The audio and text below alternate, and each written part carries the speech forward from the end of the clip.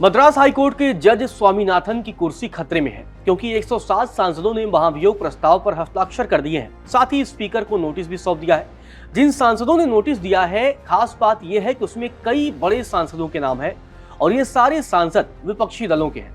कांग्रेस की तरफ से प्रियंका गांधी, डीएमके सांसद कनिमोझी, कांग्रेस के ही गौरव गोगोई, समाजवादी पार्टी के अखिलेश यादव, एनसीपी की सुप्रिया सुले और एआईएमआईएम के ओवैसी भी नोटिस देने वाले सांसदों में शामिल है। तो इससे आप अंदाजा लगा सकते हैं कि आखिर जस्टिस स्वामीनाथन के खिलाफ पूरा विपक्ष एकजुट हो गया है। लेकिन यहाँ एक बड़ा सवाल यह है कि आखिर जस्टिस स्वामीनाथन ने ऐसा कौन सी गुनाह कर दिया है, ऐसा कौन सी गलती हो गई उनसे कि पूरा विपक्ष, चाहे ओवैसी की बात करें जो कि कांग्रेस से कई मुद्दों पर मतभेद रखते हैं, अखिलेश यादव की बात करें, इसके अलावा कनिमोझी की बात करें, तो ये तमाम सांसद अब खुलकर जस्टिस स्वामीनाथन के खिलाफ उतर आए हैं। मतलब पूरा विपक्ष इस मसले पर एकजुट दिखाई दे रहा है। ऐसा जज ने क्या कर दिया है कि उसे सब हटाने में लग गए हैं, महाभियोग प्रस्ताव लाने लग गए हैं। तो चलिए विस्तार से आपको बताता हूं कि आखिर जस्टिस स्वामीनाथन ने ऐसा कौन सा फैसला सुनाया जिस पर बवाल मच गया और जिसके बाद से विपक्ष उन पर आरोप लगा रहा है कि वो किसी खास राजनीतिक दल के इशारे पर काम कर रहे हैं। और ये मामला लोकसभा में भी पहुंचा था। तब लोकसभा में क्या कुछ हुआ था, चलिए विस्तार से आपको बताता हूं। दरअसल विपक्षी सांसदों ने जस्टिस स्वामीनाथन के कामकाज पर सवाल उठाए और ये भी कहा कि न्यायपालिका की निष्पक्षता, पारदर्शिता और धर्मनिरपेक्षता पर उनको खरे नहीं उतर पा रहे हैं। मतलब उनकी धर्मनिरपेक्षता से लेकर तमाम फैसलों पर भी विपक्षी सांसदों ने सवाल खड़े कर दिए। जज पर एक वरिष्ठ अधिवक्ता और विशेष समुदाय के वकीलों के प्रति अनुचित पक्षपात दिखाने का भी आरोप लगाया गया। विपक्ष ने अपने नोटिस में विशेष राजनीतिक विचारधारा के आधार पर भारतीय संविधान के धर्मनिरपेक्ष सिद्धांत के खिलाफ मामलों पर फैसला करने का भी आरोप लगाया। और ये पूरा मामला दरअसल एक मंदिर को लेकर जुड़ा है, वहां पर दीप जलाने को लेकर जुड़ा है। और ये पूरा विवाद क्या है, ये विवाद गहराया क्यों, चलिए आपको ग्राफिक्स के जरिए बताता हूं। तो पूरा विवाद क्या हुआ, इसकी कहानी ये है कि 1 दिसंबर को जस्टिस स्वामीनाथन ने एक याचिका पर सुनवाई की और इस याचिका पर सुनवाई करने के बाद उन्होंने एक फैसला सुनाया। फैसले के बाद राजनीतिक विवाद गहरा गया। आखिर वो फैसला क्या था, ये भी अहम बात हो जाती है। दरअसल अरुलमिगु सुब्रमण्यम स्वामी मंदिर पर दरगाह के पास स्थित तिरुपरन कुंद्रम पहाड़ी पर दीपथून यानी कि पत्थर का दीप स्तंभ पर दीप जलाना उसका कर्तव्य है। ये फैसला सुनाया गया। अधिकारियों ने परमिशन नहीं दिया तो एकल पीठ ने 3 दिसंबर को एक और आदेश दिया। भक्तों को खुद दीपक जलाने की अनुमति दी गई। साथ ही सीआईएसएफ को उनकी सुरक्षा सुनिश्चित करने का भी कोर्ट की तरफ से निर्देश दिया गया। और इस पूरे फैसले को सुनाया जस्टिस स्वामीनाथन ने। जस्टिस स्वामीनाथन ने यह फैसला सुनाया, इसी के बाद से बवाल मच गया।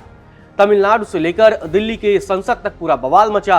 राज्य की डीएमके सरकार ने इस आदेश को लागू भी नहीं किया तो वहां पर स्टालिन की सरकार है। और इसके बाद सुप्रीम कोर्ट में फैसले को चुनौती भी दी गई। मतलब आप देखिए, इस पूरे मसले को राज्य की डीएमके सरकार संसद में भी घसीट रही है और पूरा मामला सुप्रीम कोर्ट भी पहुंच गया।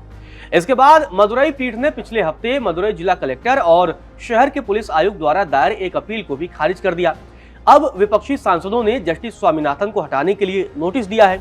दोनों सदनों के मिलाकर यानी लोकसभा और राज्यसभा के मिलाकर कुल 107 सांसदों ने जो नोटिस दिया गया है, जो पत्र है, उस पर हस्ताक्षर किए हैं। नोटिस में संविधान के अनुच्छेद 124 के साथ ही अनुच्छेद 217 का हवाला दिया गया है। पिछले हफ्ते डीएमके ने लोकसभा में भी इस मुद्दे को उठाया था। डीएमके ने भारतीय जनता पार्टी को इस पूरे मामले में घसीटा और सांप्रदायिक तनाव भड़काने की कोशिश करने का आरोप लगाया है, क्योंकि हाल ही में अब थोड़े ही वक्त बाद तमिलनाडु में भी विधानसभा चुनाव होने वाले हैं। तो इस पर बीजेपी ने भी पलटवार किया है। बीजेपी की तरफ से कहा गया है कि राज्य सरकार भक्तों को पूजा के अधिकार से वंचित करना चाहती है। यह बीजेपी की तरफ से आरोप लगाया गया।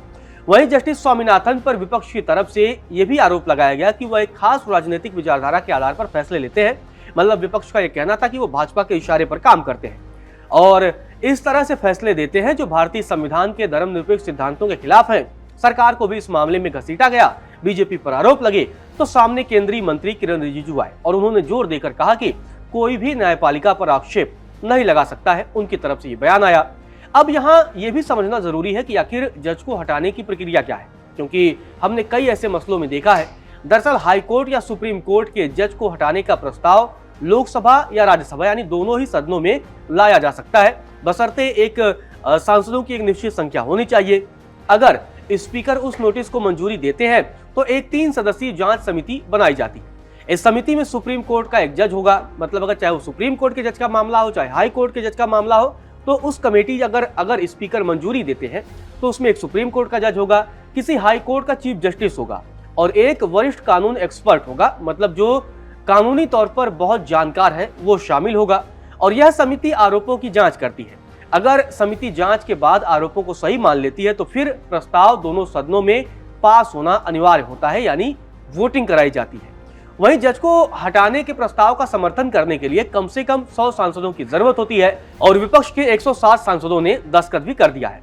मामला लोकसभा में भी है और इसकी पूरी जिम्मेदारी अब स्पीकर ओम बिरला पर आ जाती है। ओम बिरला को तय करना है कि वे महाभियोग के लिए मांगे गए आधारों का अध्ययन करें, नोटिस स्वीकार करने पर फैसला लेने से पहले दस्तखत करने वाले सांसदों का सत्यापन करें और जब ये सब प्रक्रिया कर लेंगे तो उसके बाद अब उन पर निर्भर करेगा कि क्या वो प्रस्ताव को मंजूरी देते हैं या नहीं। अगर वो प्रस्ताव को खारिज कर देते हैं तो यही से मामला खत्म हो जाएगा। अगर वो मंजूरी दे देते हैं उसके बाद से महाभियोग की प्रक्रिया की शुरुआत होगी, जांच कमेटी बनाई जाएगी, उसके बाद जो रिपोर्ट आएगी उस आधार पर फिर वोटिंग होगी।